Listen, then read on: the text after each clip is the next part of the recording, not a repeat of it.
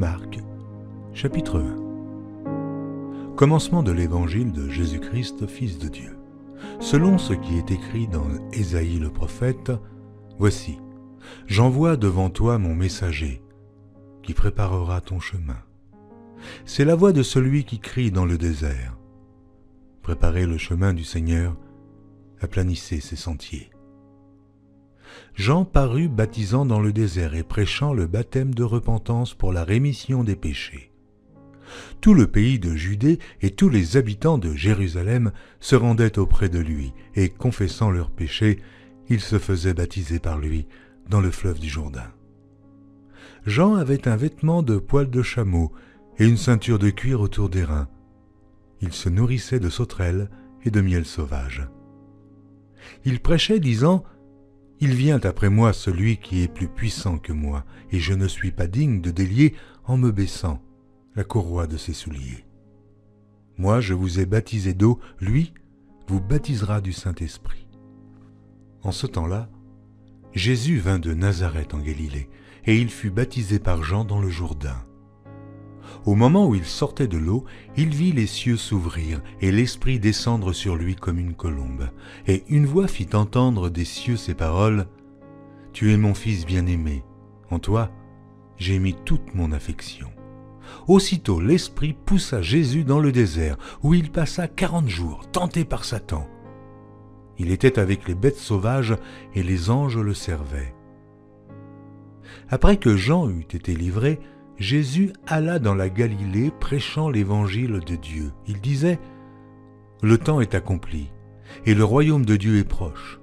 Repentez-vous et croyez à la bonne nouvelle. » Comme il passait le long de la mer de Galilée, il vit Simon et André, frères de Simon, qui jetaient un filet dans la mer, car ils étaient pêcheurs.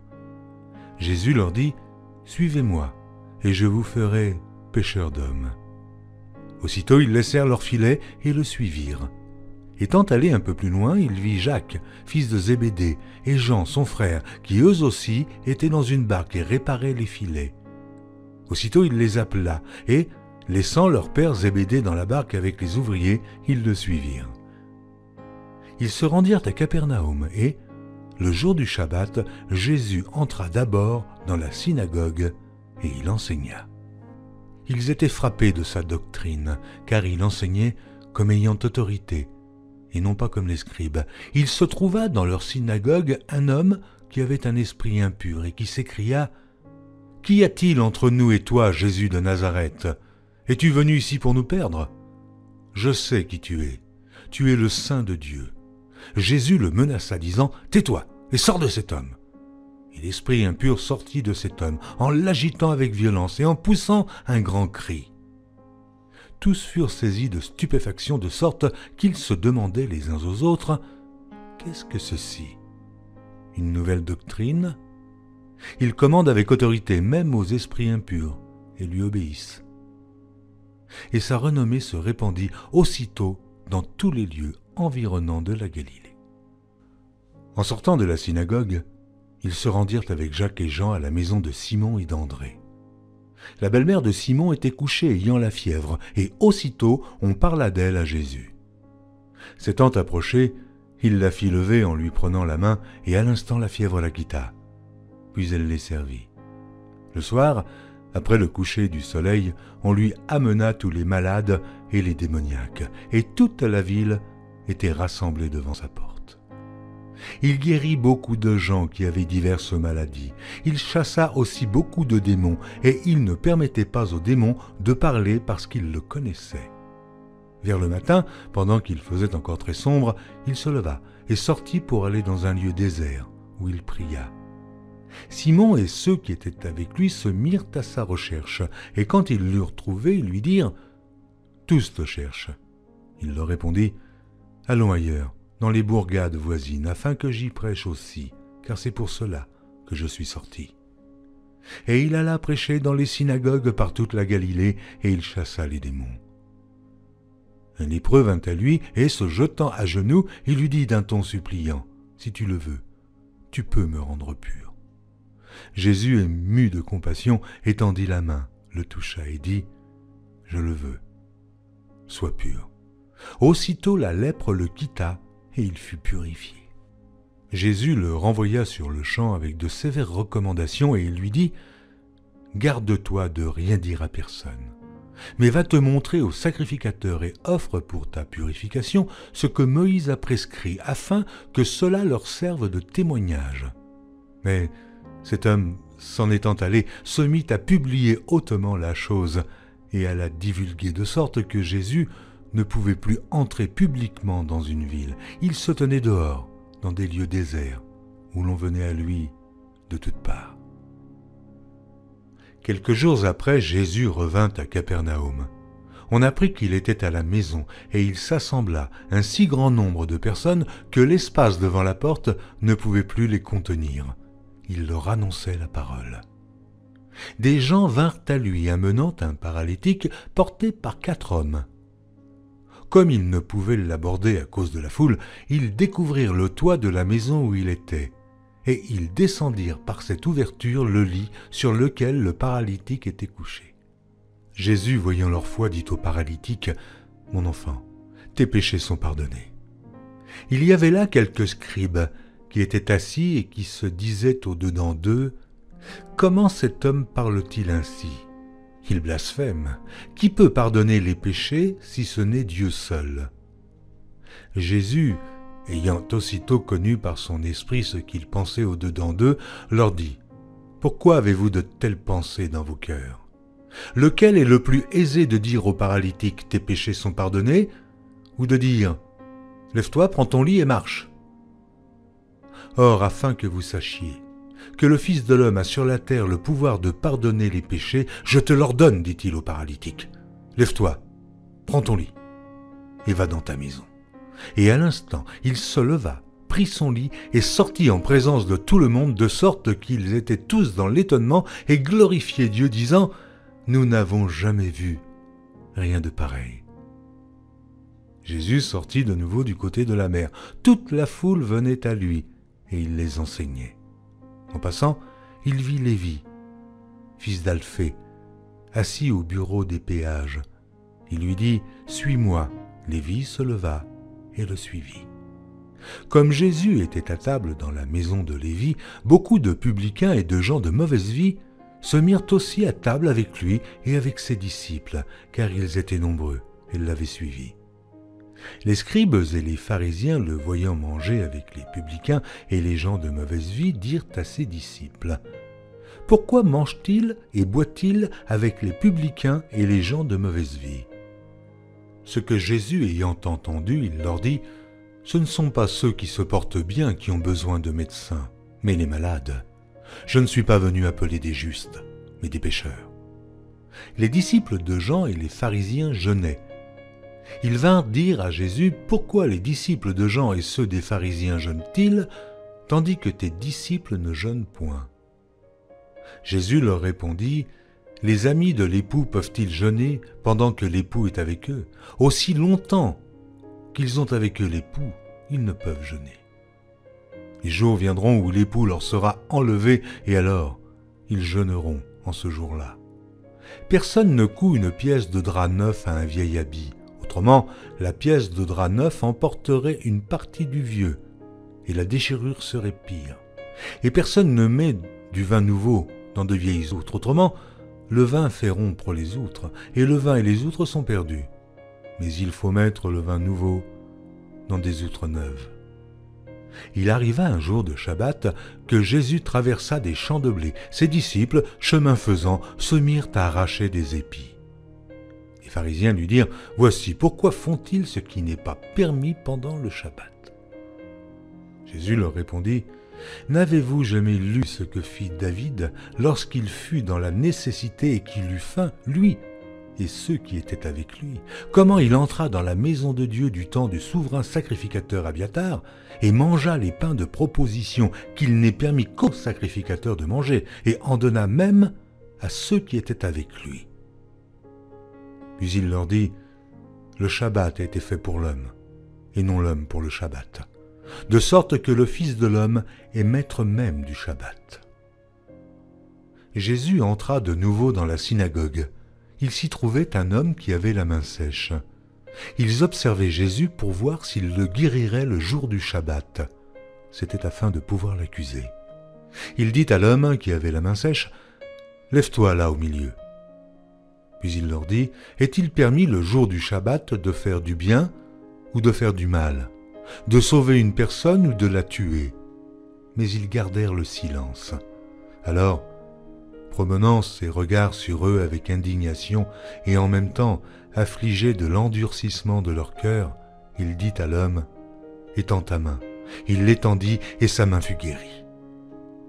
Les pharisiens sortirent et aussitôt ils se consultèrent avec les Hérodiens sur les moyens de le faire périr. Jésus se retira vers la mer avec ses disciples. Une grande multitude le suivit de la Galilée et de la Judée et de Jérusalem et de l'Idumée et d'au-delà du Jourdain et des environs de Tyr et de Sidon. Une grande multitude, apprenant tout ce qu'il faisait, vint à lui. Il chargea ses disciples de tenir toujours à sa disposition une petite barque, afin de ne pas être pressés par la foule. Car comme il guérissait beaucoup de gens, tous ceux qui avaient des maladies se jetaient sur lui pour le toucher. Les esprits impurs, quand ils le voyaient, se prosternaient devant lui et s'écriaient « Tu es le Fils de Dieu !» Mais il leur recommandait très sévèrement de ne pas le faire connaître. Il monta ensuite sur la montagne et appela ceux qu'il voulut, et ils vinrent auprès de lui. Il en établit 12 pour les avoir avec lui et pour les envoyer prêcher avec le pouvoir de chasser les démons. Voici les 12 qu'il établit. Simon, qu'il nomma Pierre, Jacques, fils de Zébédée, et Jean, frère de Jacques, auquel il donna le nom de Boanerges, qui signifie « fils du tonnerre », André, Philippe, Barthélemy, Matthieu, Thomas, Jacques, fils d'Alphée, Thaddée, Simon le Cananite et Judas Iscario, celui qui livra Jésus. Ils se rendirent à la maison et la foule s'assembla de nouveau, en sorte qu'ils ne pouvaient pas même prendre leur repas. Les parents de Jésus, ayant appris ce qui se passait, vinrent pour se saisir de lui, car ils disaient « Il est hors de sens ». Et les scribes, qui étaient descendus de Jérusalem, dirent « Il est possédé de Béelzébul. C'est par le prince des démons qu'il chasse les démons. » Jésus les appela et leur dit sous forme de parabole « Comment Satan peut-il chasser Satan ?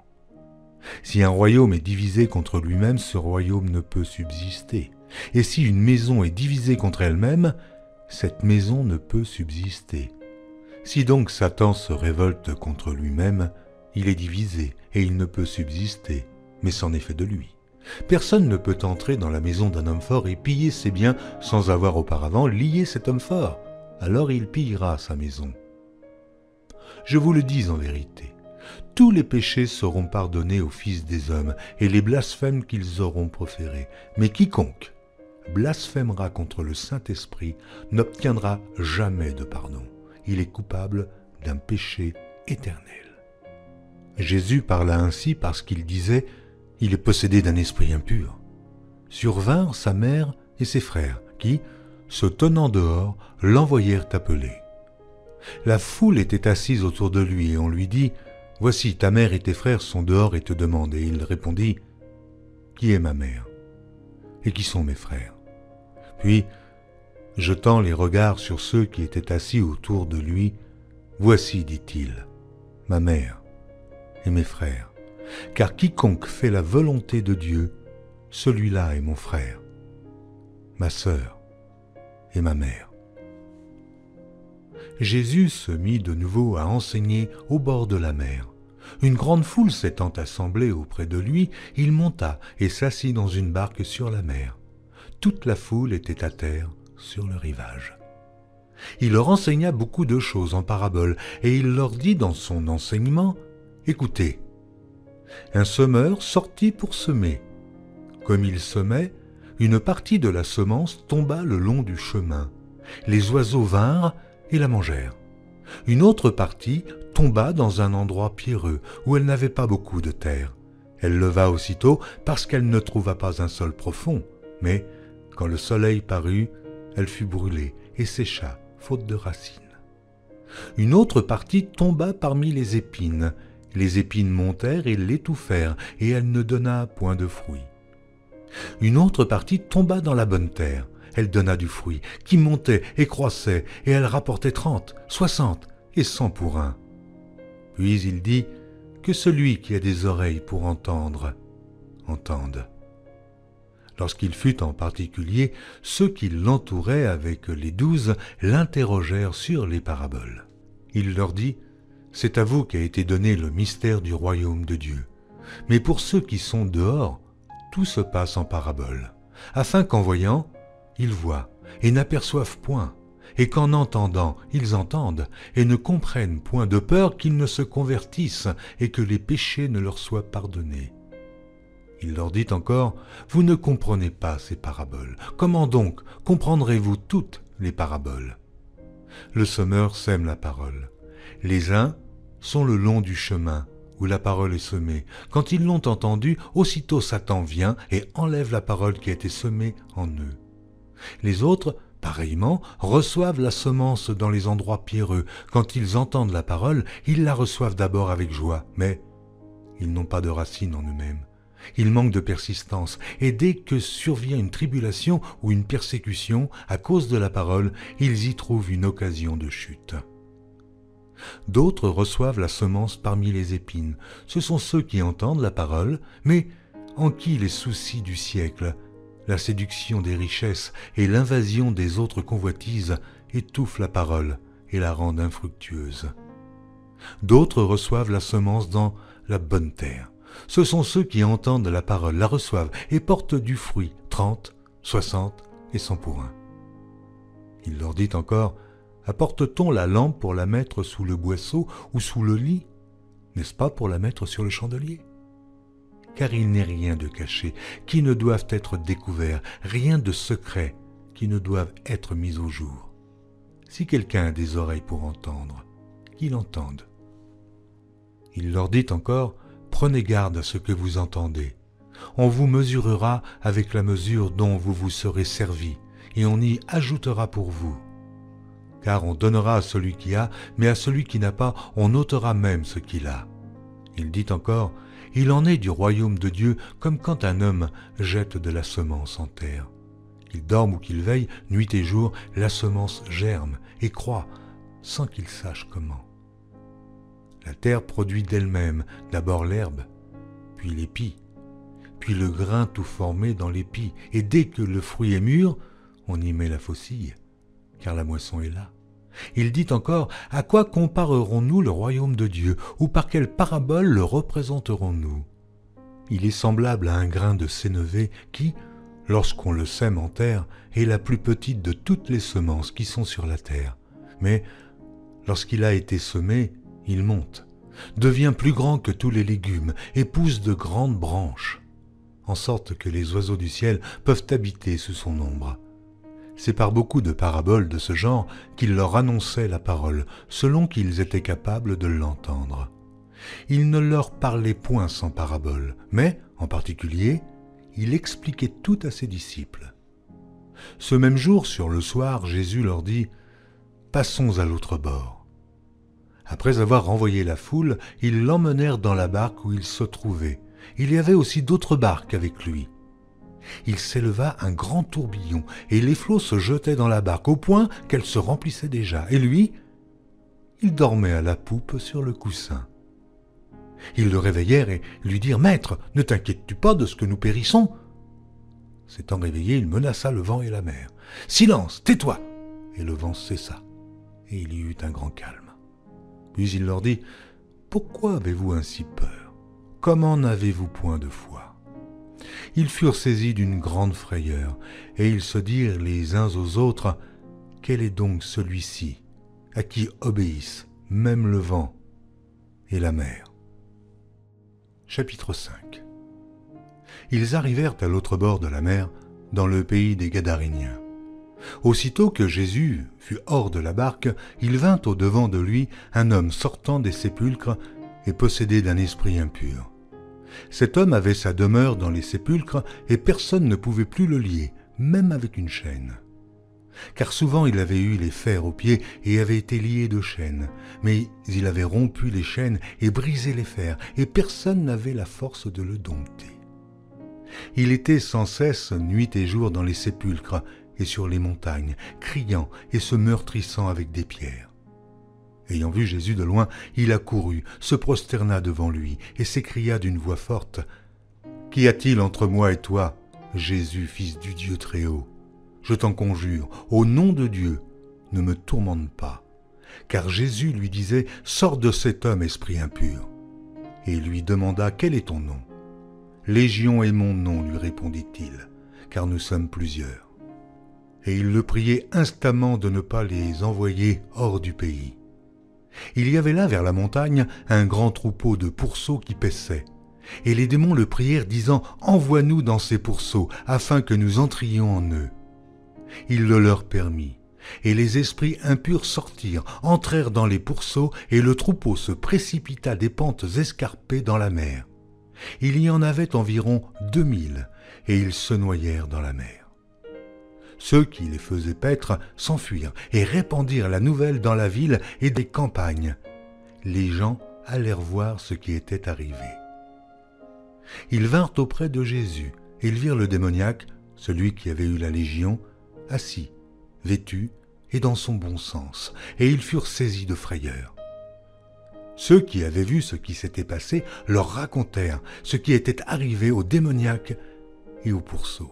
Alors il se mit à supplier Jésus de quitter leur territoire. Comme il montait dans la barque, celui qui avait été démoniaque lui demanda la permission de rester avec lui. Jésus ne le lui permit pas, mais il lui dit : « Va dans ta maison, vers les tiens, et raconte-leur tout ce que le Seigneur t'a fait et comment il a eu pitié de toi. » Il s'en alla et se mit à publier dans la Décapole tout ce que Jésus avait fait pour lui, et tous furent dans l'étonnement. Jésus, dans la barque, regagna l'autre rive où une grande foule s'assembla près de lui. Il était au bord de la mer. Alors vint un des chefs de la synagogue, nommé Jaïrus, qui, l'ayant aperçu, se jeta à ses pieds et lui adressa cette instante prière : « Ma petite fille est à l'extrémité, viens, impose-lui les mains, afin qu'elle soit sauvée et qu'elle vive. » Jésus s'en alla avec lui, et une grande foule le suivait et le pressait. Or, il y avait une femme atteinte d'une perte de sang depuis 12 ans. Elle avait beaucoup souffert entre les mains de plusieurs médecins. Elle avait dépensé tout ce qu'elle possédait, et elle n'avait éprouvé aucun soulagement, mais était allée plutôt en empirant. Ayant entendu parler de Jésus, elle vint dans la foule par derrière et toucha son vêtement, car elle disait : « Si je puis seulement toucher ses vêtements, je serai guérie. » Au même instant, la perte de sang s'arrêta, et elle sentit dans son corps qu'elle était guérie de son mal. Jésus connut aussitôt en lui-même qu'une force était sortie de lui, et, se retournant au milieu de la foule, il dit : « Qui a touché mes vêtements ?» Ses disciples lui dirent : « Tu vois la foule qui te presse et tu dis qui m'a touché ?» Et il regardait autour de lui pour voir celle qui avait fait cela.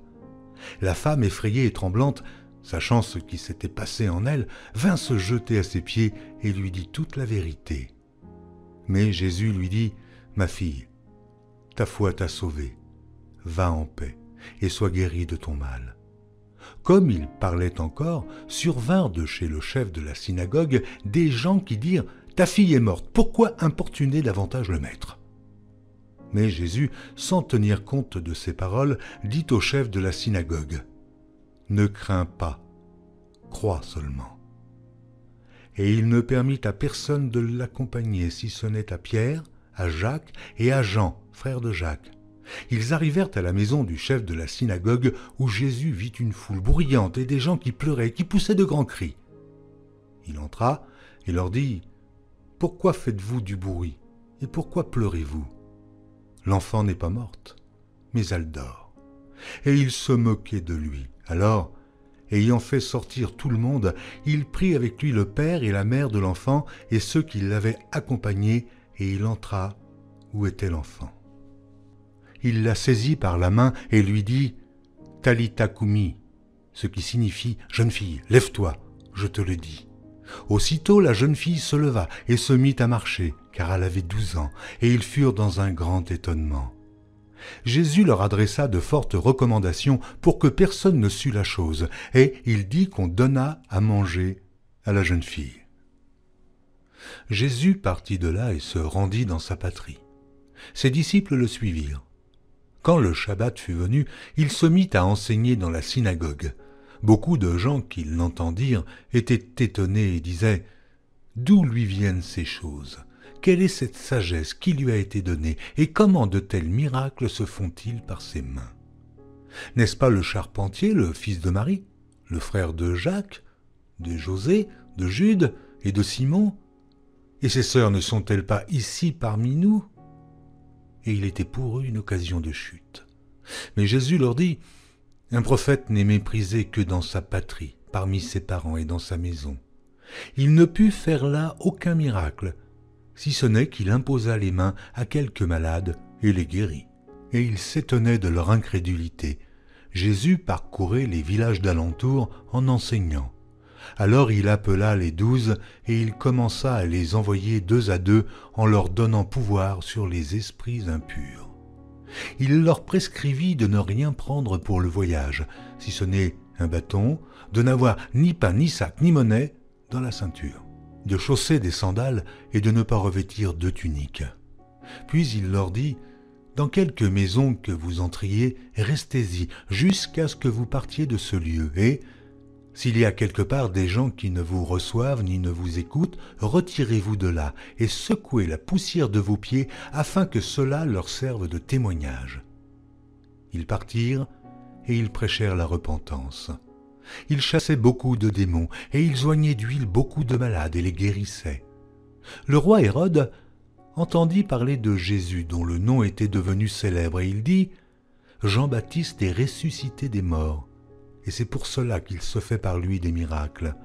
D'autres disaient « C'est Élie » et d'autres disaient « C'est un prophète, comme l'un des prophètes. » Mais Hérode, en apprenant cela, disait « Ce Jean que j'ai fait décapiter, c'est lui qui est ressuscité. » Car Hérode lui-même avait fait arrêter Jean et l'avait fait lier en prison à cause d'Hérodias, femme de Philippe, son frère, parce qu'il l'avait épousée et que Jean lui disait « Il ne t'est pas permis d'avoir la femme de ton frère. » Hérodias était irritée contre Jean et voulait le faire mourir, mais elle ne le pouvait, car Hérode craignait Jean, le connaissant pour un homme juste et saint. Il le protégeait et après l'avoir entendu, il était souvent perplexe et l'écoutait avec plaisir. Cependant, un jour propice arriva lorsque Hérode, à l'anniversaire de sa naissance, donna un festin assez grand aux chefs militaires et aux principaux de la Galilée. La fille d'Hérodias entra dans la salle. Elle dansa et plut à Hérode et à ses convives. Le roi dit à la jeune fille « Demande-moi ce que tu voudras et je te le donnerai. » Il ajouta avec serment « Ce que tu me demanderas, je te le donnerai. Fût-ce la moitié de mon royaume. » Étant sortie, elle dit à sa mère « Que demanderai-je » Et sa mère répondit « La tête de Jean-Baptiste. » Elle s'empressa de rentrer aussitôt vers le roi et lui fit cette demande « Je veux que tu me donnes à l'instant, sur un plat, la tête de Jean-Baptiste. » Le roi fut attristé, mais à cause de ses serments et des convives, il ne voulut pas lui faire un refus. Il envoya sur le champ un garde avec ordre d'apporter la tête de Jean-Baptiste. Le garde alla décapiter Jean dans la prison et apporta la tête sur un plat. Il la donna à la jeune fille et la jeune fille la donna à sa mère. Les disciples de Jean, ayant appris cela, vinrent prendre son corps et le mirent dans un sépulcre. Les apôtres s'étant rassemblés auprès de Jésus, lui racontèrent tout ce qu'ils avaient fait et tout ce qu'ils avaient enseigné. Jésus leur dit « Venez à l'écart dans un lieu désert et reposez-vous un peu, car il y avait beaucoup d'allants et de venants, et ils n'avaient même pas pris le temps de manger. » Ils partirent donc dans une barque pour aller à l'écart dans un lieu désert.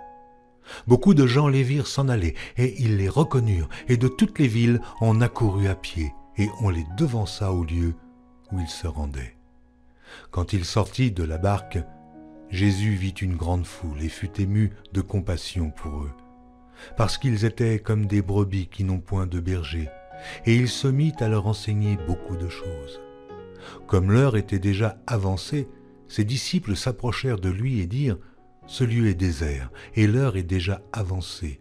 Renvoie-les, afin qu'ils aillent dans les campagnes et dans les villages des environs pour s'acheter de quoi manger. » Jésus leur répondit « Donnez-leur vous-même à manger. » Mais ils lui dirent « Irions-nous acheter des pains pour 200 deniers et leur donnerions-nous à manger ?» Il leur dit « Combien avez-vous de pain ? Allez voir. » Et ils s'en assurèrent et répondirent « 5 et 2 poissons. » Alors il leur commanda de les faire tous asseoir par groupes sur l'herbe verte, et ils s'assirent par rangées de 100 et de 50. Il prit les 5 pains et les 2 poissons, et, levant les yeux vers le ciel, il rendit grâce. Puis il rompit les pains, et il les donna aux disciples, afin qu'ils les distribuassent à la foule. Il partagea aussi les 2 poissons entre tous. Tous mangèrent et furent rassasiés. Et l'on emporta 12 paniers, pleins de morceaux de pain et de ce qui restait des poissons. Ceux qui avaient mangé les pains étaient 5000 hommes. Aussitôt après, il obligea ses disciples à monter dans la barque et à passer avant lui de l'autre côté, vers Bethsaïda, pendant que lui-même renverrait la foule. Quand il l'eut renvoyé, il s'en alla sur la montagne pour prier. Le soir étant venu, la barque était au milieu de la mer et Jésus était seul à terre. Il vit qu'ils avaient beaucoup de peine à ramer, car le vent leur était contraire. À la 4e veille de la nuit environ, il alla vers eux, marchant sur la mer, et il voulait les dépasser. Quand ils le virent marcher sur la mer, ils crurent que c'était un fantôme, et ils poussèrent des cris. Car ils le voyaient tous, et ils étaient troublés.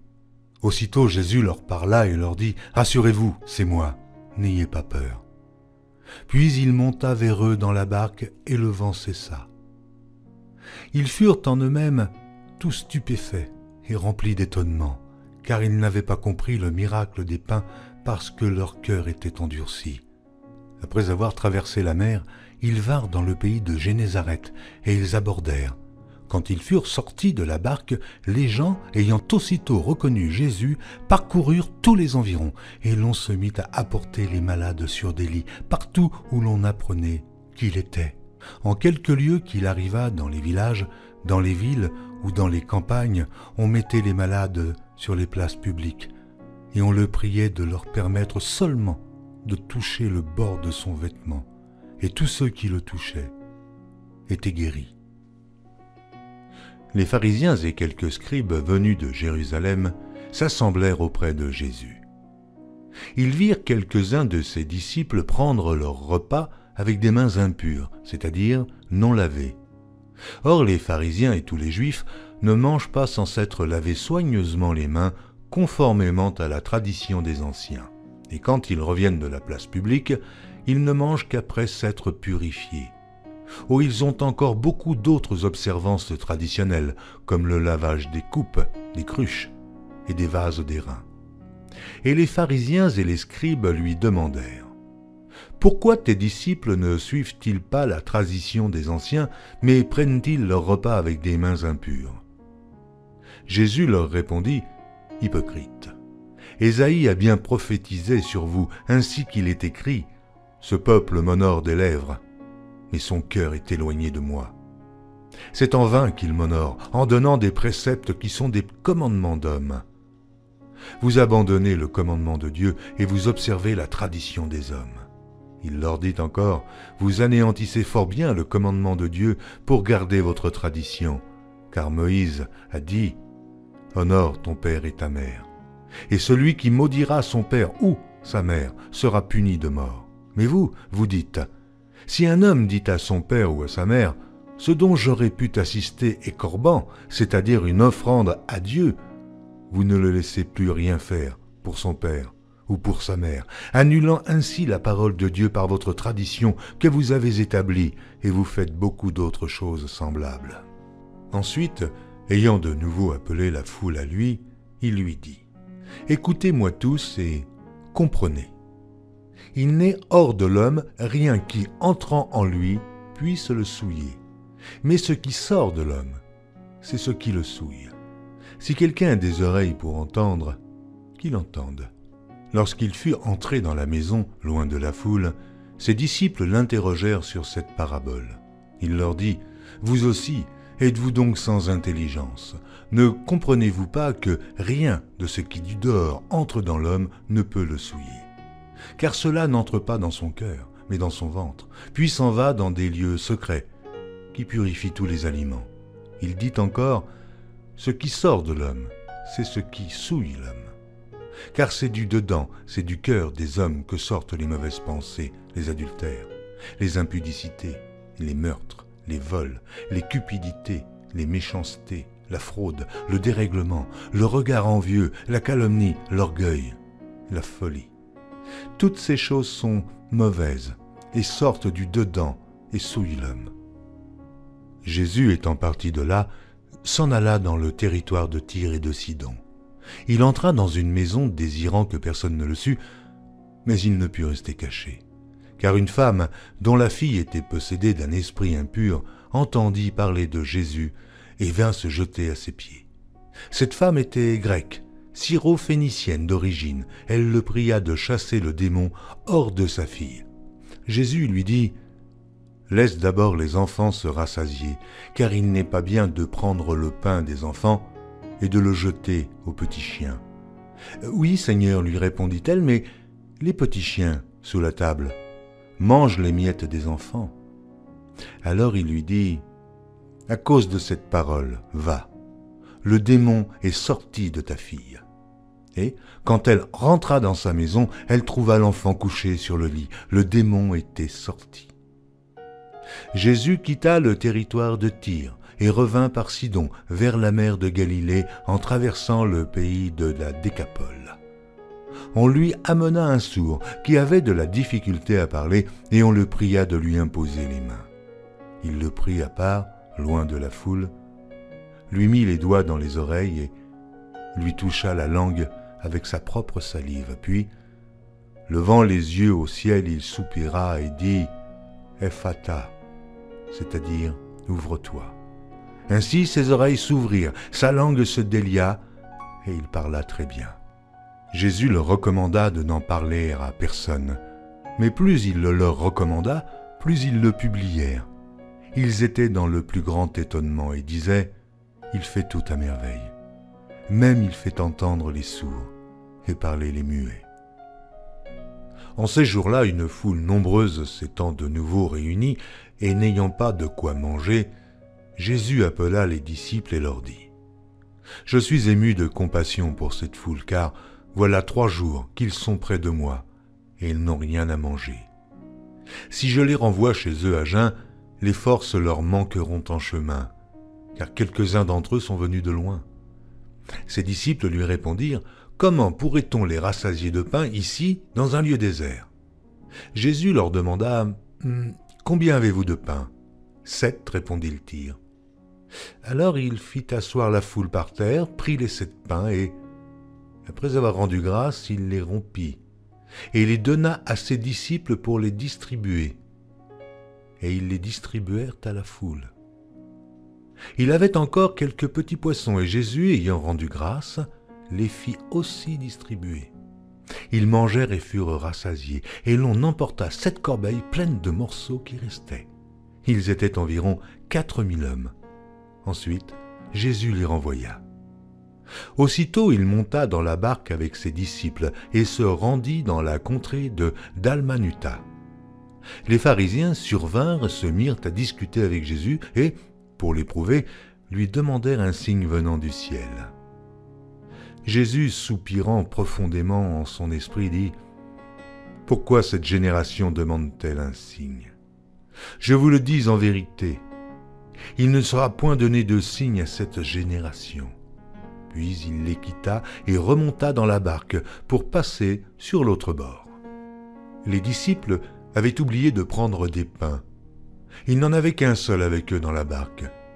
Jésus leur fit cette recommandation : « Gardez-vous avec soin du levain des pharisiens et du levain d'Hérode. » Les disciples raisonnaient entre eux et disaient « C'est parce que nous n'avons pas de pain. » Jésus, l'ayant connu, leur dit « Pourquoi raisonnez-vous sur ce que vous n'avez pas de pain? Êtes-vous encore sans intelligence et ne comprenez-vous pas? Avez-vous le cœur endurci? Ayant des yeux, ne voyez-vous pas? Ayant des oreilles, n'entendez-vous pas? Et n'avez-vous point de mémoire? Quand j'ai rompu les 5 pains pour les 5000 hommes, combien de paniers pleins de morceaux avez-vous emportés? 12, lui répondirent-ils. Et quand j'ai rompu les 7 pains pour les 4000 hommes, combien de corbeilles pleines de morceaux avez-vous emportés? 7, répondirent-ils. Et il leur dit, ne comprenez-vous pas encore? Ils se rendirent à Bethsaïda et on amena vers Jésus un aveugle qu'on le pria de toucher. Il prit l'aveugle par la main et le conduisit hors du village, puis il lui mit de la salive sur les yeux, lui imposa les mains et lui demanda s'il voyait quelque chose. Il regarda et dit « J'aperçois les hommes, mais j'en vois comme des arbres et qui marchent. » Jésus lui mit de nouveau les mains sur les yeux et, quand l'aveugle regarda fixement, il fut guéri et vit tout distinctement. Alors Jésus le renvoya dans sa maison en disant « N'entre pas au village. » Jésus s'en alla avec ses disciples dans les villages de Césarée et de Philippe, et il leur posa en chemin cette question « Qui dit-on que je suis ?» Ils répondirent « Jean-Baptiste, les autres Élie, les autres l'un des prophètes, et vous, leur demanda-t-il, qui dites-vous que je suis? Pierre lui répondit, tu es le Christ. Jésus leur recommanda sévèrement de ne dire cela de lui à personne. Alors il commença à leur apprendre qu'il fallait que le Fils de l'homme souffrit beaucoup, qu'il fût rejeté par les anciens, par les principaux sacrificateurs et par les scribes, qu'il fut mis à mort et qu'il ressuscita 3 jours après. Il leur disait ces choses ouvertement, et Pierre, l'ayant pris à part, se mit à le reprendre. Mais Jésus, se retournant et regardant ses disciples, réprimanda Pierre et dit « Arrière de moi, Satan ! Car tu ne conçois pas les choses de Dieu, tu n'as que des pensées humaines. » Puis, ayant appelé la foule avec ses disciples, il leur dit « Si quelqu'un veut venir après moi, qu'il renonce à lui-même, qu'il se charge de sa croix et qu'il me suive. Car celui qui voudra sauver sa vie la perdra, mais celui qui perdra sa vie à cause de moi et de la bonne nouvelle la sauvera. Et que sert-il à un homme de gagner tout le monde s'il perd son âme? Que donnerait un homme en échange de son âme? Car quiconque aura honte de moi et de mes paroles, au milieu de cette génération adultère et pécheresse, le Fils de l'homme aussi aura honte de lui quand il viendra dans la gloire de son Père avec les saints anges. Il leur dit encore, je vous le dis en vérité, quelques-uns de ceux qui sont ici ne mourront point, qu'ils n'aient vu le royaume de Dieu venir avec puissance. 6 jours après, Jésus prit avec lui Pierre, Jacques et Jean, et il les conduisit seuls à l'écart sur une haute montagne. Il fut transfiguré devant eux. Ses vêtements devinrent resplendissants et d'une telle blancheur qu'il n'est pas de foulon sur la terre qui puisse blanchir ainsi. Élie et Moïse leur apparurent s'entretenant avec Jésus. Pierre, prenant la parole, dit à Jésus, « Rabbi, il est bon que nous soyons ici. Dressons 3 tentes, une pour toi, une pour Moïse et une pour Élie, car ils ne savaient que dire, l'effroi les ayant saisis. » Une nuée vint les couvrir, et de la nuée sortit une voix. « Celui-ci est mon fils bien-aimé. Écoutez-le. » Aussitôt les disciples regardèrent tout autour, et ils ne virent que Jésus, seul, avec eux. Comme ils descendaient de la montagne, Jésus leur recommanda de ne dire à personne ce qu'ils avaient vu, jusqu'à ce que le Fils de l'homme fût ressuscité des morts. Ils retinrent cette parole, se demandant entre eux ce que c'est que ressusciter des morts. Les disciples lui firent cette question, « Pourquoi les scribes disent-ils qu'il faut qu'Élie vienne premièrement ?» Il leur répondit, Élie viendra premièrement et rétablira toutes choses. Et pourquoi est-il écrit du Fils de l'homme qu'il doit souffrir beaucoup et être méprisé? Mais je vous dis qu'Élie est venu, et qu'ils l'ont traité comme ils ont voulu, selon ce qu'il est écrit de lui. Lorsqu'ils furent arrivés près des disciples, ils virent autour d'eux une grande foule et des scribes qui discutaient avec eux. Dès que la foule vit Jésus, elle fut surprise et accourut pour le saluer.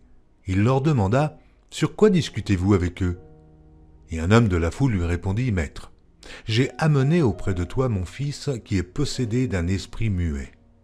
En quelque lieu qu'il le saisisse, il le jette par terre. L'enfant écume, grince des dents et devient tout raide. J'ai prié tes disciples de chasser l'esprit, et ils n'ont pas pu. Race d'incrédules, leur dit Jésus, jusque à quand serai-je avec vous? Jusque à quand vous supporterai-je? Amenez-le-moi. On le lui amena. Et aussitôt que l'enfant vit Jésus, l'esprit l'agita avec violence. Il tomba par terre et se roulait en écumant. Jésus demanda au Père, « Combien y a-t-il de temps que cela lui arrive ?» « Depuis son enfance, répondit-il. Et souvent l'esprit l'a jeté dans le feu et dans l'eau pour le faire périr. Mais si tu peux quelque chose, viens à notre secours, aie compassion de nous. » Jésus lui dit, « Si tu peux, mais tout est possible à celui qui croit. » Aussitôt le père et l'enfant s'écria, « Je crois, viens au secours de mon incrédulité. » Jésus, voyant accourir la foule, menaça l'esprit impur et lui dit, « Esprit muet et sourd, je te l'ordonne, sors de cet enfant et n'y entre plus. » Et il sortit en poussant des cris et en l'agitant avec une grande violence. L'enfant devint comme mort, de sorte que plusieurs disaient qu'il était mort. Mais Jésus, l'ayant pris par la main, le fit lever. Il se tint debout. Quand Jésus fut entré dans la maison, ses disciples lui demandèrent en particulier « Pourquoi n'avons-nous pu chasser cet esprit ?» Et il leur dit « Cette espèce-là ne peut sortir que par la prière. » Ils partirent de là et traversèrent la Galilée. Jésus ne voulait pas qu'on le sût, car il enseignait ses disciples et il leur dit « Le Fils de l'homme sera livré entre les mains des hommes. Ils le feront mourir et 3 jours après qu'il aura été mis à mort, il ressuscitera. » Mais les disciples ne comprenaient pas cette parole et ils craignaient de l'interroger. Ils arrivèrent à Capernaum. Lorsqu'il fut dans la maison, Jésus leur demanda « De quoi discutiez-vous en chemin ?» Mais ils gardèrent le silence car en chemin, ils avaient discuté entre eux pour savoir qui était le plus grand. Alors il s'assit, appela les 12 et leur dit « Si quelqu'un veut être le premier, il sera le dernier de tous et le serviteur de tous. » Il prit un petit enfant, le plaça au milieu d'eux, et l'ayant pris dans ses bras, il leur dit « Quiconque reçoit en mon nom un de ces petits enfants me reçoit moi-même, et quiconque me reçoit, reçoit non pas moi, mais celui qui m'a envoyé. » Jean lui dit « Maître, nous avons vu un homme qui chasse les démons en ton nom, et nous l'en avons empêché parce qu'il ne nous suit pas. » « Ne l'en empêchez pas, répondit Jésus, car il n'est personne qui, faisant un miracle en mon nom, puisse aussitôt après parler mal de moi. Qui n'est pas contre nous, mais pour nous. Et quiconque vous donnera à boire un verre d'eau en mon nom, parce que vous appartenez à Christ, je vous le dis en vérité, il ne perdra point sa récompense. Mais si quelqu'un scandalisait un de ces petits qui croient, il vaudrait mieux pour lui qu'on lui mît au cou une grosse meule de moulin et qu'on le jetât dans la mer. Si ta main est pour toi une occasion de chute, coupe-la. Mieux vaut pour toi entrer manchot dans la vie que d'avoir les 2 mains et d'aller dans la géhenne, dans le feu qui ne s'éteint point. Et si ton pied est pour toi une occasion de chute, coupe-le. Mieux vaut pour toi entrer boiteux dans la vie que d'avoir les 2 pieds et d'être jeté dans la géhenne, dans le feu qui ne s'éteint point. Et si ton œil est pour toi une occasion de chute, arrache-le. Mieux vaut pour toi entrer dans le royaume de Dieu n'ayant qu'un œil, que d'avoir 2 yeux et d'être jeté dans la géhenne, où leur ver ne meurt point, et où le feu ne s'éteint point. Car tout homme sera salé de feu. Le sel est une bonne chose, Mais si le sel devient sans saveur, avec quoi l'assaisonnerez-vous? Ayez du sel en vous-même, et soyez en paix les uns avec les autres. Chapitre 10. Jésus étant parti de là se rendit dans le territoire de la Judée, au-delà du Jourdain. La foule s'assembla de nouveau près de lui et selon sa coutume, il se mit encore à l'enseigner. Les pharisiens l'abordèrent et pour l'éprouver, ils lui demandèrent s'il est permis à un homme de répudier sa femme. Il leur répondit, « Que vous a prescrit Moïse ?» Moïse, dirent-ils, a permis d'écrire une lettre de divorce et de répudier. Et Jésus leur dit, « C'est à cause de la dureté de votre cœur que Moïse vous a donné ce précepte. Mais au commencement de la création, Dieu fit l'homme et la femme. C'est pourquoi l'homme quittera son père et sa mère et s'attachera à sa femme, et les deux deviendront une seule chair. Ainsi, ils ne sont plus deux, mais ils sont une seule chair. Que l'homme donc ne sépare pas ce que Dieu a joint. » Lorsqu'ils furent dans la maison, les disciples l'interrogèrent encore là-dessus. Il leur dit, « Celui qui répudie sa femme et qui en épouse une autre commet un adultère à son égard. Et si une femme quitte son mari et en épouse un autre, elle commet un adultère. » On lui amena des petits-enfants afin qu'il les touchât, mais les disciples reprirent ceux qui les amenaient. Jésus, voyant cela, fut indigné et leur dit, « Laissez venir à moi les petits-enfants et ne les en empêchez pas, car le royaume de Dieu est pour ceux qui leur ressemblent. Je vous le dis en vérité, quiconque ne recevra pas le royaume de Dieu comme un petit enfant n'y entrera point. » Puis il les prit dans ses bras et les bénit, en leur imposant les mains. Comme Jésus se mettait en chemin, un homme accourut et se jetant à genoux devant lui, « Bon maître, lui demanda-t-il, que dois-je faire pour hériter la vie éternelle ?» Jésus lui dit, « Pourquoi m'appelles-tu bon? Il n'y a de bon que Dieu seul. Tu connais les commandements.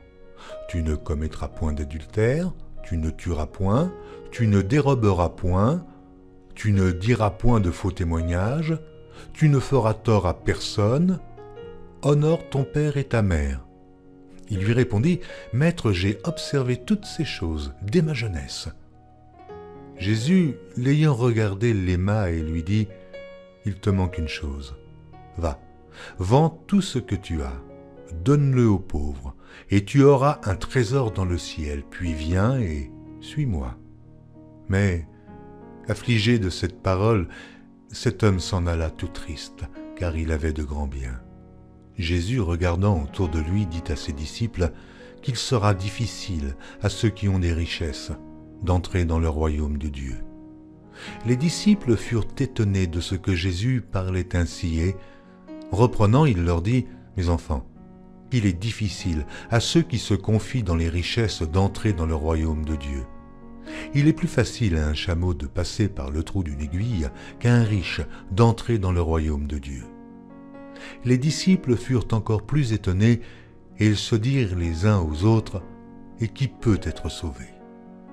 Jésus les regarda et dit, « Cela est impossible aux hommes, mais non à Dieu, car tout est possible à Dieu. » Pierre se mit à lui dire, « Voici, nous avons tout quitté et nous t'avons suivi. » Jésus répondit, « Je vous le dis en vérité, il n'est personne qui, ayant quitté à cause de moi et à cause de la bonne nouvelle sa maison, ou ses frères, ou ses sœurs, ou sa mère, ou son père, ou ses enfants, ou ses terres, ne reçoive au centuple présentement dans ce siècle-ci des maisons des frères, des sœurs, des mères, des enfants et des terres, avec des persécutions, et, dans le siècle à venir, la vie éternelle. Plusieurs des premiers seront les derniers, et plusieurs des derniers seront les premiers. » Ils étaient en chemin pour monter à Jérusalem, et Jésus allait au-devant d'eux. Les disciples étaient troublés, ils le suivaient avec crainte. Et Jésus prit de nouveau les 12 auprès de lui, et commença à leur dire ce qui devait lui arriver. « Voici, nous montons à Jérusalem, et le Fils de l'homme sera livré aux principaux sacrificateurs et aux scribes.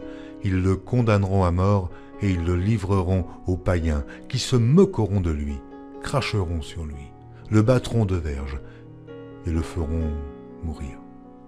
Et 3 jours après, il ressuscitera. » Les fils de Zébédée, Jacques et Jean, s'approchèrent de Jésus et lui dirent « Maître, nous voudrions que tu fisses pour nous ce que nous te demanderons. » Il leur dit « Que voulez-vous que je fasse pour vous ?»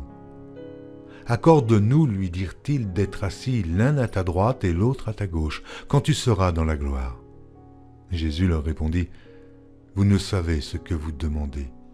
Pouvez-vous boire la coupe que je dois boire, ou être baptisé du baptême dont je dois être baptisé ?» Nous le pouvons, dirent-ils. Et Jésus leur répondit, « Il est vrai que vous boirez la coupe que je dois boire, et que vous serez baptisés du baptême dont je dois être baptisé. Mais pour ce qui est d'être assis à ma droite ou à ma gauche, cela ne dépend pas de moi, et ne sera donné qu'à ceux à qui cela est réservé. » Les 10, ayant entendu cela, commencèrent à s'indigner contre Jacques et Jean. Jésus les appela et leur dit, « Vous savez que ceux qu'on regarde comme les chefs des nations les tyrannisent et que les grands les dominent. Il n'en est pas de même au milieu de vous.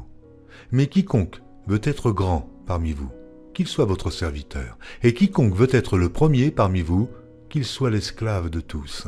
Car le Fils de l'homme est venu, non pour être servi, mais pour servir et donner sa vie, comme la rançon de plusieurs. » Ils arrivèrent à Jéricho, et lorsque Jésus en sortit avec ses disciples et une assez grande foule, le fils de Timée, Bartimée, mendiant, aveugle, était assis au bord du chemin. Il entendit que c'était Jésus de Nazareth et il se mit à crier « Fils de David, Jésus, aie pitié de moi !» Plusieurs le reprenaient pour le faire taire, mais il criait beaucoup plus fort « Fils de David, aie pitié de moi !» Jésus s'arrêta et dit « Appelez-le. » Ils appelèrent l'aveugle en lui disant « Prends courage, lève-toi, il t'appelle. » L'aveugle jeta son manteau et se levant d'un bond, vint vers Jésus. Jésus, prenant la parole, lui dit « Que veux-tu que je fasse ?» « Rabouni, lui répondit l'aveugle, que je recouvre la vue. » Et Jésus lui dit « Va, ta foi t'a sauvé. » Aussitôt il recouvra la vue et suivit Jésus dans le chemin. Lorsqu'ils approchèrent de Jérusalem et qu'il fut près de Bethphagée et de Béthanie, vers la montagne des Oliviers, Jésus envoya 2 de ses disciples, en leur disant « Allez au village qui est devant vous, dès que vous y serez entrés, vous trouverez un ânon attaché sur lequel aucun homme ne s'est encore assis. Détachez-le et amenez-le. Si quelqu'un vous dit « Pourquoi faites-vous cela ?» répondez « Le Seigneur en a besoin, et à l'instant, il le laissera venir ici. » Les disciples, étant allés, trouvèrent l'ânon attaché dehors, près d'une porte, au contour du chemin, et ils le détachèrent. Quelques-uns de ceux qui étaient là leur dirent « Mais que faites-vous? Pourquoi détachez-vous cet ânon ?» Ils répondirent comme Jésus l'avait dit, et on les laissa aller. Ils amenèrent à Jésus l'ânon, sur lequel ils jetèrent leurs vêtements, et Jésus s'assit dessus. Beaucoup de gens étendirent leurs vêtements sur le chemin, et d'autres des branches qu'ils coupèrent dans les champs. Ceux qui précédaient et ceux qui suivaient Jésus criaient « Hosanna, béni soit celui qui vient au nom du Seigneur, béni soit le règne qui vient, le règne de David notre Père, Hosanna dans les lieux très hauts. » Jésus entra à Jérusalem dans le temple. Quand il eut tout considéré, comme il était déjà tard, il s'en alla à Béthanie avec les 12. Le lendemain, après qu'ils furent sortis de Béthanie, Jésus eut faim. Apercevant de loin un figuier qui avait des feuilles, il alla voir s'il y trouverait quelque chose, et, s'en étant approché, il ne trouva que des feuilles, car ce n'était pas la saison des figues. Prenant alors la parole, il lui dit « Que jamais personne ne mange de ton fruit. » Et ses disciples l'entendirent. Ils arrivèrent à Jérusalem, et Jésus entra dans le temple, et il se mit à chasser ceux qui vendaient et qui achetaient dans le temple. Il renversa les tables des changeurs et les sièges des vendeurs de pigeons, et ne laissant personne transporter aucun objet à travers le temple.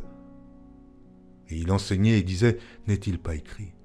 Ma maison sera appelée une maison de prière pour toutes les nations, mais vous en avez fait une caverne de voleurs. » Les principaux sacrificateurs et les scribes, l'ayant entendu, cherchèrent les moyens de le faire périr, car ils craignaient, parce que toute la foule était frappée de sa doctrine.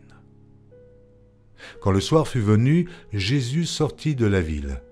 Le matin, en passant, les disciples virent le figuier séché jusqu'aux racines. Pierre, se rappelant ce qui s'était passé, dit à Jésus, « Rabbi, regarde le figuier que tu as maudit, a séché. » Jésus prit la parole et leur dit, « Ayez foi en Dieu. Je vous le dis en vérité, si quelqu'un dit à cette montagne, « Ôte-toi de là et jette-toi dans la mer », et s'il ne doute point en son cœur, mais croit que ce qu'il a dit arrive, il le verra s'accomplir. C'est pourquoi je vous dis, tout ce que vous demanderez en priant, croyez que vous l'avez reçu, et vous le verrez s'accomplir. Et, lorsque vous êtes debout, faisant votre prière, si vous avez quelque chose contre quelqu'un, pardonnez, afin que votre Père qui est dans les cieux vous pardonne aussi vos offenses. Mais si vous ne pardonnez pas, votre Père qui est dans les cieux ne vous pardonnera pas non plus vos offenses. » Ils se rendirent de nouveau à Jérusalem et, pendant que Jésus se promenait dans le temple, les principaux sacrificateurs et les scribes et les anciens vinrent à lui et lui dirent « Par quelle autorité fais-tu ces choses? Et qui t'a donné l'autorité de les faire ?» Jésus leur répondit « Je vous adresserai aussi une question. Répondez-moi, et je vous dirai par quelle autorité je fais ces choses. Le baptême de Jean, venait-il du ciel ou des hommes? Répondez-moi. » Mais ils raisonnèrent ainsi entre eux. Si nous répondons du ciel, il dira, « Pourquoi donc n'avez-vous pas cru en lui ?» Et si nous répondons des hommes, ils craignaient le peuple, car tous tenaient réellement Jean pour un prophète. Alors ils répondirent à Jésus, « Nous ne savons. » Et Jésus leur dit, « Moi non plus. Je ne vous dirai pas par quelle autorité je fais ces choses. »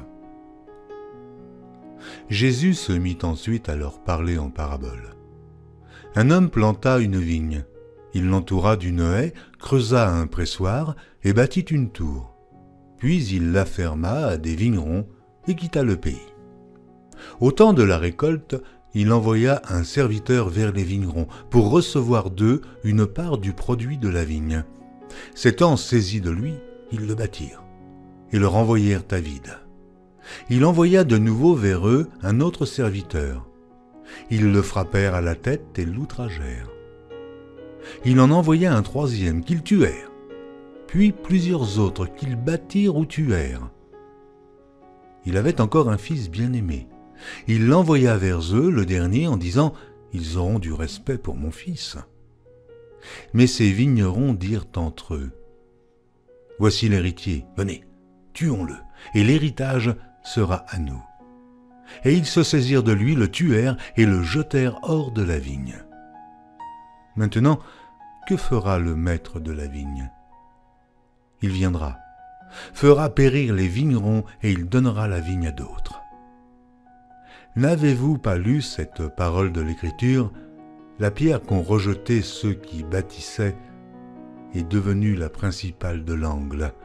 C'est par la volonté du Seigneur qu'elle l'est devenue. Et c'est un prodige à nos yeux? Ils cherchaient à se saisir de lui, mais ils craignaient la foule. Ils avaient compris que c'était pour eux que Jésus avait dit cette parabole, et ils le quittèrent et s'en allèrent.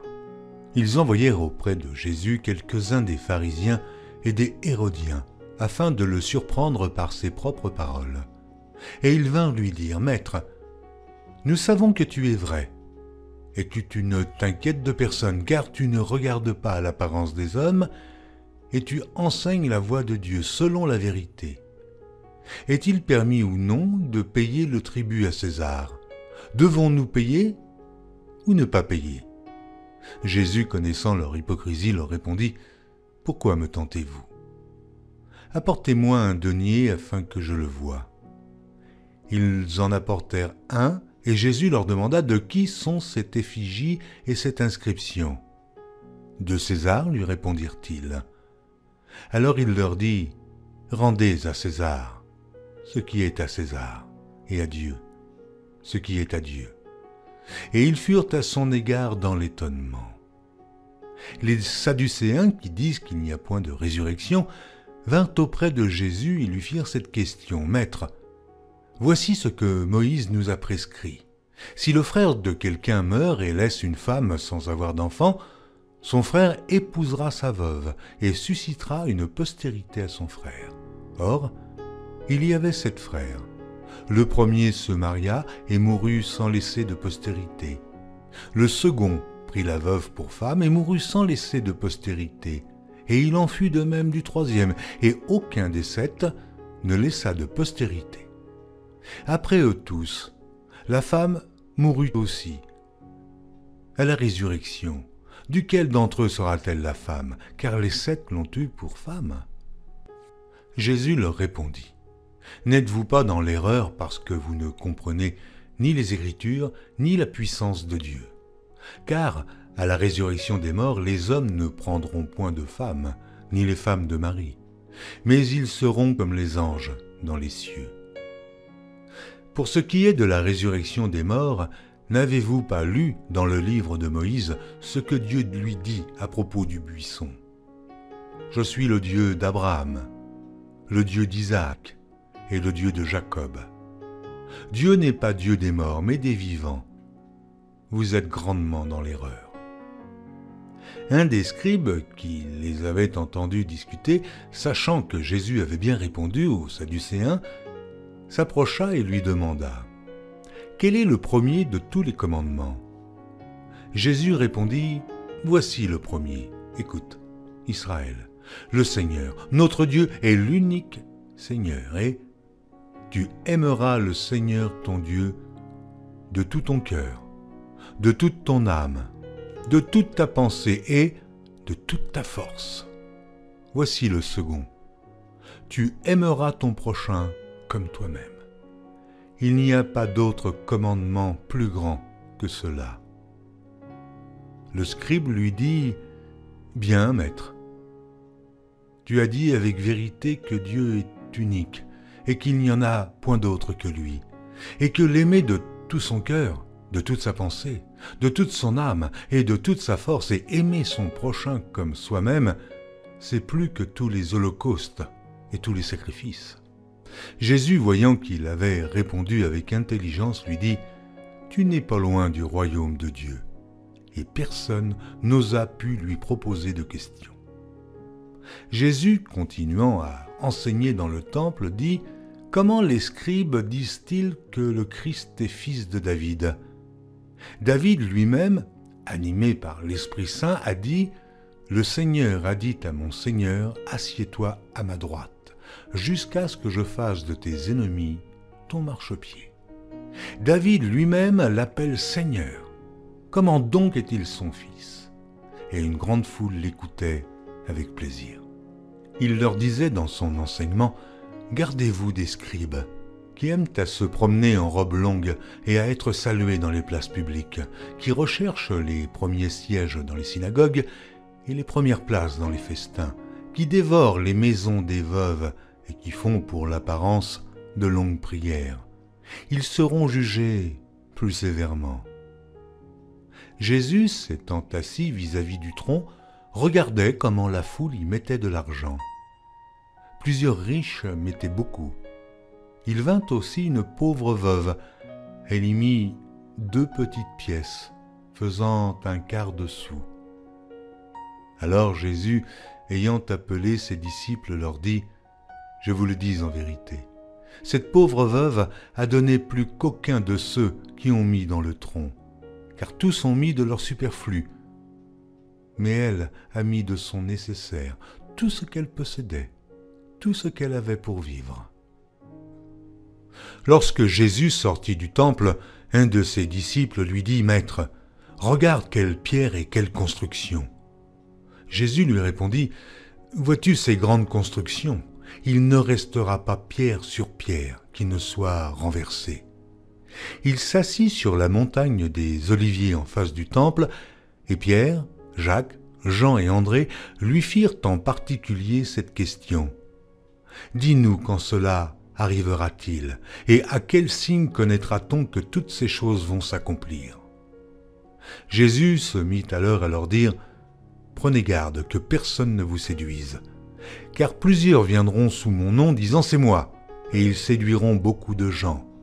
Quand vous entendrez parler de guerre et de bruit de guerre, ne soyez pas troublés, car il faut que ces choses arrivent. Mais ce ne sera pas encore la fin. Une nation s'élèvera contre une nation et un royaume contre un royaume. Il y aura des tremblements de terre en divers lieux. Il y aura des famines. Ce ne sera que le commencement des douleurs. Prenez garde à vous-même.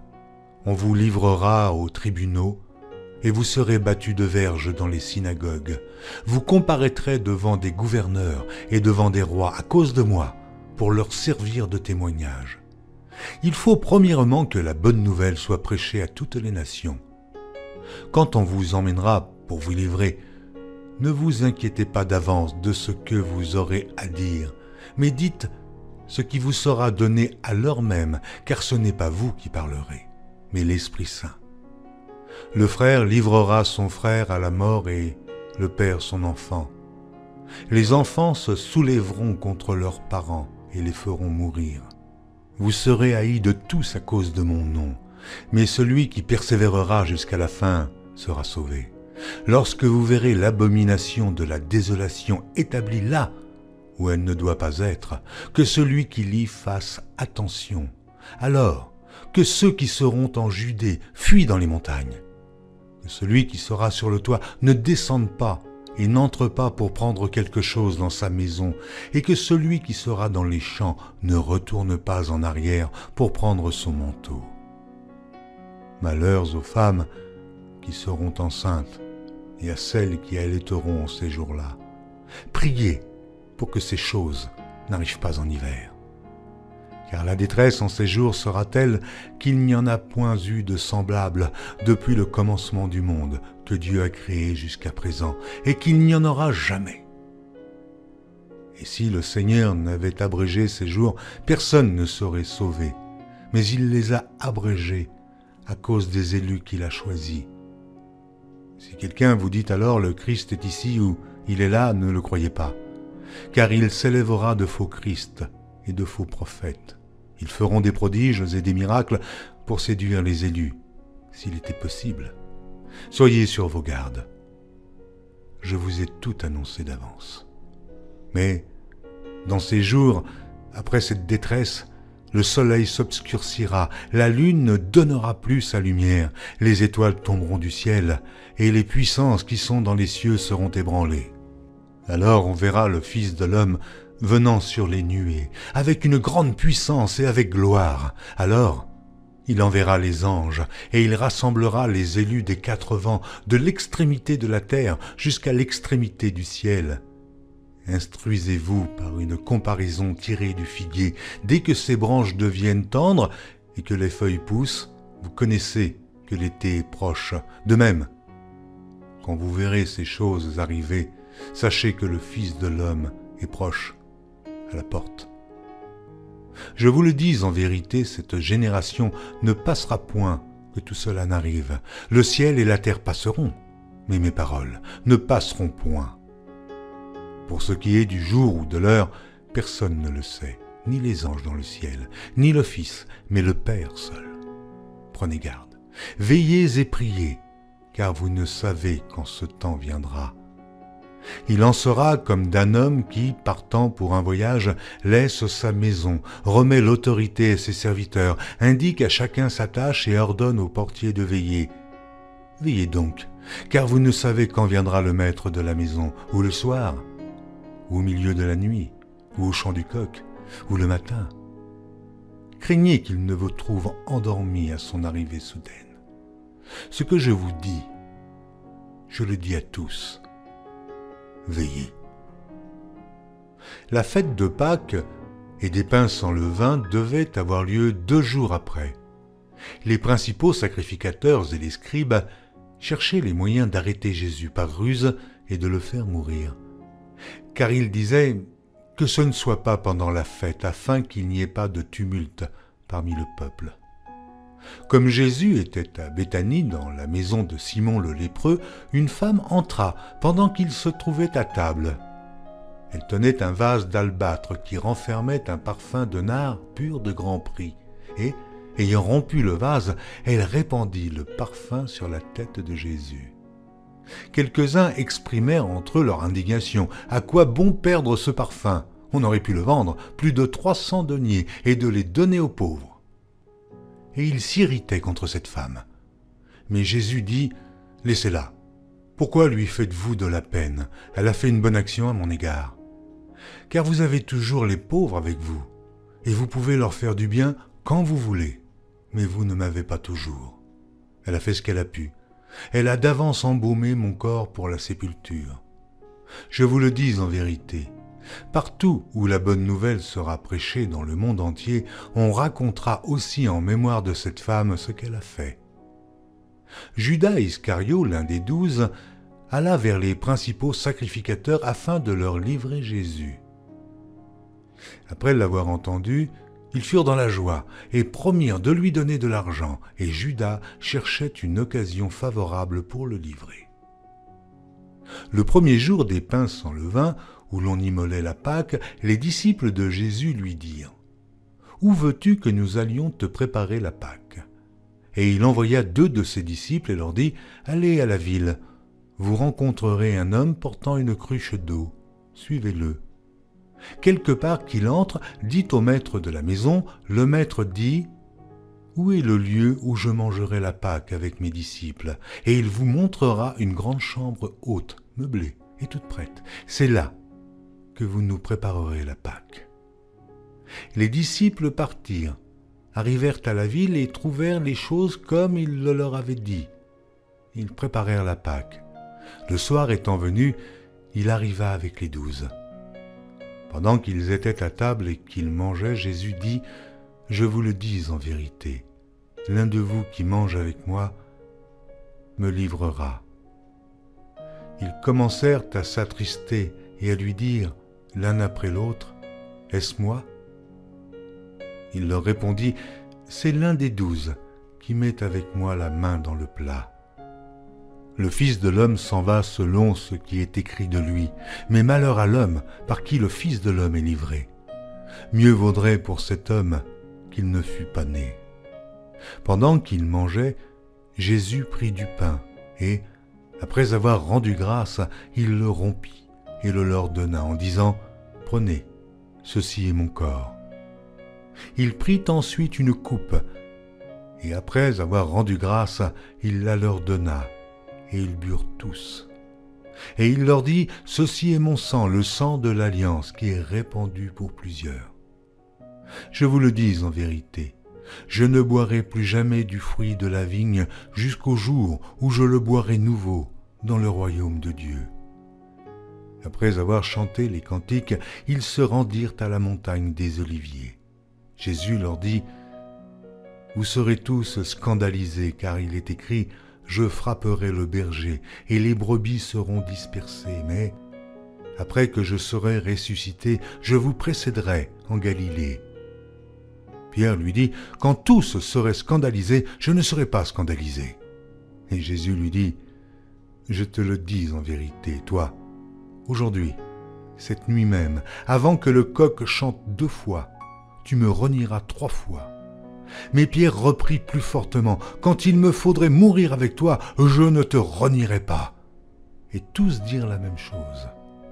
Ils allèrent ensuite dans un lieu appelé Gethsémane, et Jésus dit à ses disciples, « Asseyez-vous ici, pendant que je prierai. » Il prit avec lui Pierre, Jacques et Jean, et il commença à éprouver de la frayeur et des angoisses. Et il leur dit, « Mon âme est triste jusqu'à la mort. Restez ici, et veillez. » Puis, ayant fait quelques pas en avant, il se jeta contre terre et pria que, s'il était possible, cette heure s'éloignât de lui. Il disait, « Abba, Père, toutes choses te sont possibles. Éloigne de moi cette coupe. Toutefois, non pas ce que je veux, mais ce que tu veux. » Et il vint vers les disciples qu'il trouva endormis, et il dit à Pierre, « Simon, tu dors? Tu n'as pu veiller 1 heure? Veillez et priez afin que vous ne tombiez pas en tentation. L'esprit est bien disposé, mais la chair est faible. » Il s'éloigna de nouveau et fit la même prière. Il revint et les trouva encore endormis, car leurs yeux étaient appesantis. Ils ne surent que lui répondre. Il revint pour la 3e fois et leur dit : « Dormez maintenant et reposez-vous. C'est assez, l'heure est venue. Voici, le Fils de l'homme est livré aux mains des pécheurs. Levez-vous, allons. Voici celui qui me livre approche. » Et aussitôt, comme il parlait encore, arriva Judas, l'un des 12, et avec lui une foule armée d'épées et de bâtons, envoyés par les principaux sacrificateurs, par les scribes et par les anciens. Celui qui le livrait leur avait donné ce signe : « Celui que je baiserai, c'est lui. Saisissez-le et emmenez-le sûrement. » Dès qu'il fut arrivé, il s'approcha de Jésus, disant : « Rabbi !» et il le baisa. Alors, ces gens mirent la main sur Jésus et le saisirent. Un de ceux qui étaient là, tirant l'épée, frappa le serviteur du souverain sacrificateur et lui emporta l'oreille. Jésus, prenant la parole, leur dit : « Vous êtes venus comme après un brigand, avec des épées et des bâtons, pour vous emparer de moi. J'étais tous les jours parmi vous, enseignant dans le temple, et vous ne m'avez pas saisi. Mais c'est afin que les Écritures soient accomplies. » Alors tous l'abandonnèrent et prirent la fuite. Un jeune homme le suivait, et n'ayant sur le corps qu'un drap, on se saisit de lui. Mais il lâcha son vêtement et se sauva tout nu. Ils emmenèrent Jésus chez le souverain sacrificateur, où s'assemblèrent tous les principaux sacrificateurs, les anciens et les scribes. Pierre le suivit de loin jusque dans l'intérieur de la cour du souverain sacrificateur. Il s'assit avec les serviteurs et il se chauffait près du feu. Les principaux sacrificateurs et tout le Sanhédrin cherchaient un témoignage contre Jésus pour le faire mourir. Et ils n'en trouvaient point, car plusieurs rendaient de faux témoignages contre lui, mais les témoignages ne s'accordaient pas. Quelques-uns se levèrent et portèrent un faux témoignage contre lui, disant : « Nous l'avons entendu dire, je détruirai ce temple fait de main d'homme, et en 3 jours, j'en bâtirai un autre qui ne sera pas fait de main d'homme. » Mais même sur ce point-là, leur témoignage ne s'accordait pas. Alors, le souverain sacrificateur, se levant au milieu de l'assemblée, interrogea Jésus et dit : « Ne réponds-tu rien ? Qu'est-ce que ces gens déposent contre toi ?» Jésus garda le silence et ne répondit rien. Le souverain sacrificateur l'interrogea de nouveau et lui dit : « Es-tu le Christ, le Fils du Dieu béni ?» Jésus répondit : « Je le suis, et vous verrez le Fils de l'homme assis à la droite de la puissance de Dieu et venant sur les nuées du ciel. » Alors le souverain sacrificateur déchira ses vêtements et dit : « Qu'avons-nous encore besoin de témoins ? Vous avez entendu le blasphème, que vous en semble ?» Et tous le condamnèrent comme méritant la mort. Et quelques-uns se mirent à cracher sur lui, à lui voiler le visage et à le frapper à coups de poing en lui disant : « Devine !» Et les serviteurs le reçurent en lui donnant des soufflets. Pendant que Pierre était en bas dans la cour, il vint une des servantes du souverain sacrificateur.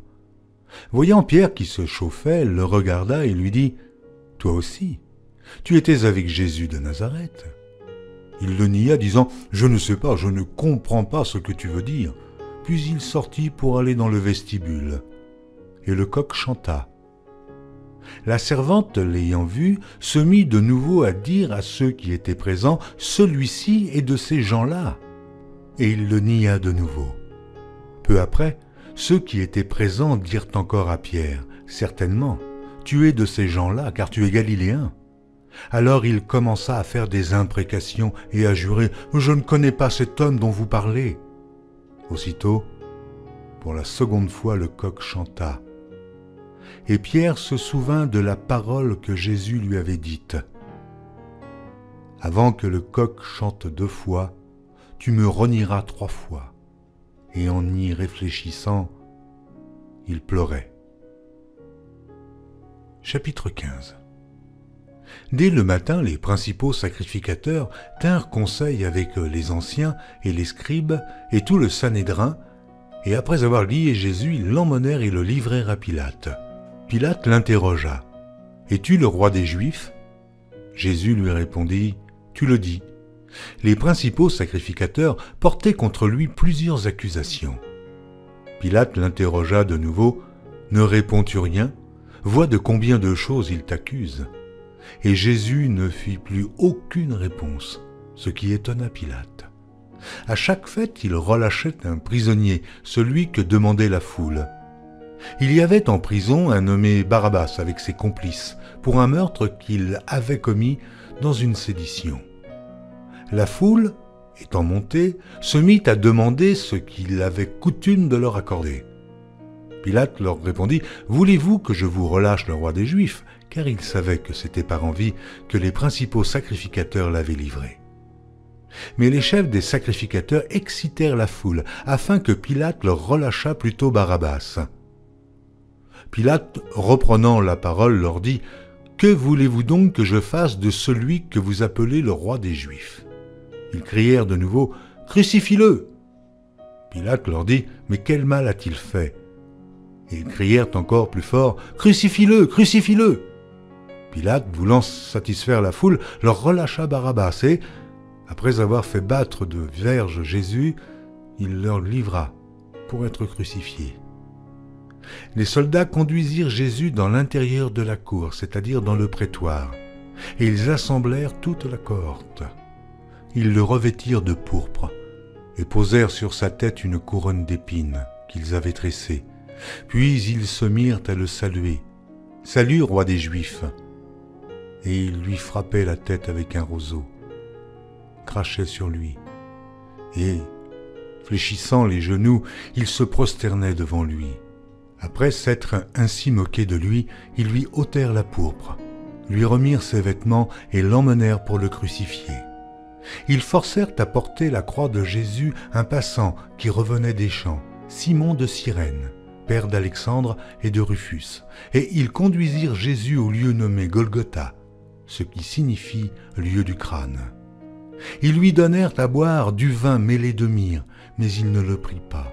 Ils le crucifièrent et se partagèrent ses vêtements en tirant au sort pour savoir ce que chacun aurait.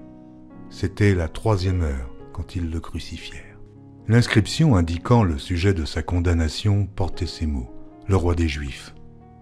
Ils crucifièrent avec lui 2 brigands, l'un à sa droite et l'autre à sa gauche. Ainsi fut accompli ce que dit l'Écriture. Il a été mis au nombre des malfaiteurs. Les passants l'injuriaient et secouaient la tête en disant « Et toi, qui détruis le temple et qui le rebâtit en 3 jours? Sauve-toi toi-même en descendant de la croix. » Les principaux sacrificateurs aussi, avec les scribes, se moquaient entre eux et disaient « Il a sauvé les autres et il ne peut se sauver lui-même. Que le Christ, le roi d'Israël, descende maintenant de la croix, afin que nous voyions et que nous croyions. » Ceux qui étaient crucifiés avec lui l'insultaient aussi. La 6e heure étant venue, il y eut des ténèbres sur toute la terre, jusqu'à la 9e heure. Et à la 9e heure, Jésus s'écria d'une voix forte, « Eloi, Eloi, lama sabachthani » ce qui signifie « Mon Dieu, pourquoi m'as-tu abandonné ?» Quelques-uns de ceux qui étaient là, l'ayant entendu dire « Voici, il appelle Élie ». Et l'un d'eux courut remplir une éponge de vinaigre, et l'ayant fixé à un roseau, il lui donna à boire en disant « Laissez, voyons si Élie viendra le descendre. » Mais Jésus, ayant poussé un grand cri, expira. Le voile du temple se déchira en 2, depuis le haut jusqu'en bas. Le centenier qui était en face de Jésus, voyant qu'il avait expiré de la sorte, dit « Assurément, cet homme était fils de Dieu. » Il y avait aussi des femmes qui regardaient de loin. Parmi elles était Marie de Magdala, Marie, mère de Jacques le mineur, et de José et Salomé, qui le suivaient et le servaient lorsqu'ils étaient en Galilée, et plusieurs autres qui étaient montés avec lui à Jérusalem. Le soir étant venu, comme c'était la préparation, c'est-à-dire la veille du Shabbat, arriva Joseph d'Arimathée, conseiller de distinction, qui lui-même attendait aussi le royaume de Dieu. Il osa se rendre vers Pilate pour demander le corps de Jésus. Pilate s'étonna qu'il fût mort si tôt, fit venir le centenier et lui demanda s'il était mort depuis longtemps. S'en étant assuré par le centenier, il donna le corps à Joseph. Et Joseph, ayant acheté un linceul, descendit Jésus de la croix, l'enveloppa du linceul et le déposa dans un sépulcre taillé dans le roc. Puis il roula une pierre à l'entrée du sépulcre. Marie de Magdala et Marie, mère de José, regardaient où on le mettait. Lorsque le Shabbat fut passé, Marie de Magdala, Marie, mère de Jacques et Salomé, achetèrent des aromates afin d'aller embaumer Jésus. Le premier jour de la semaine, elles se rendirent au sépulcre de grand matin, comme le soleil venait de se lever. Elles disaient entre elles, « Mais qui nous roulera la pierre loin de l'entrée du sépulcre ?» Et, levant les yeux, elles aperçurent que la pierre, qui était très grande, avait été roulée. Elles entrèrent dans le sépulcre, virent un jeune homme assis à droite vêtu d'une robe blanche, et elles furent épouvantées.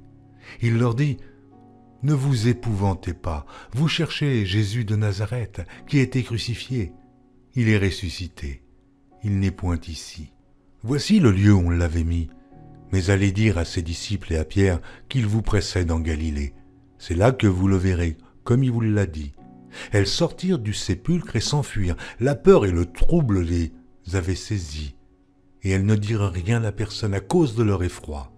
Jésus, étant ressuscité le matin du premier jour de la semaine, apparut d'abord à Marie de Magdala, de laquelle il avait chassé 7 démons.